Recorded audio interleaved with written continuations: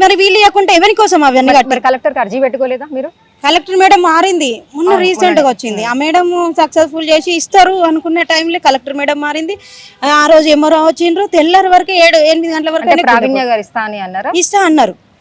అంటే survey complete అయింది ఈ నెల 20-25 వరకు ఇస్తా అని ఒక మాట అయితే ఇచ్చింది. కానీ కరెక్ట్ డేట్ మాకు ఇప్పటి వరకు కూడా ఎవరు ఇస్తలేరు.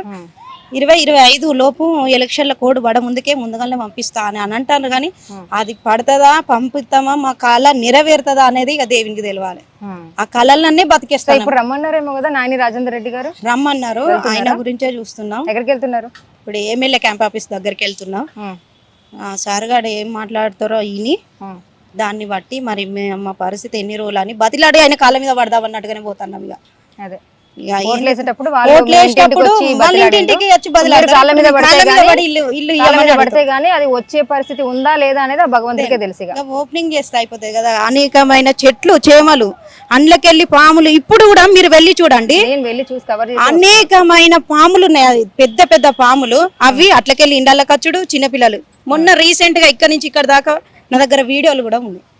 అటు ఇటు పాములు తిరుగుతుంటే భయం కొద్ది బతుకుడు అవుతుంది. మేము అసలు మా ప్రాణాలు ఎట్లా పోతాయి అని ఇట్లా గుప్పిట్లో పెట్టుకొని బతుకుతాను. ఒక్క ఇల్లియమని నిరుపేద అసలు ఏం లేని లబ్ధిదారుడు ఒక ఇల్లు పొందడానికి గిన్ని అవస్థలు పడతాడు. దయచేసి మమ్మల్ని ఇప్పటికైనా అర్థం చేసుకొని ఇంట్లో ఓపెనింగ్ చేసి మమ్మల్ని ఇళ్ళలో పంపించాలని కోరుకుంటాను.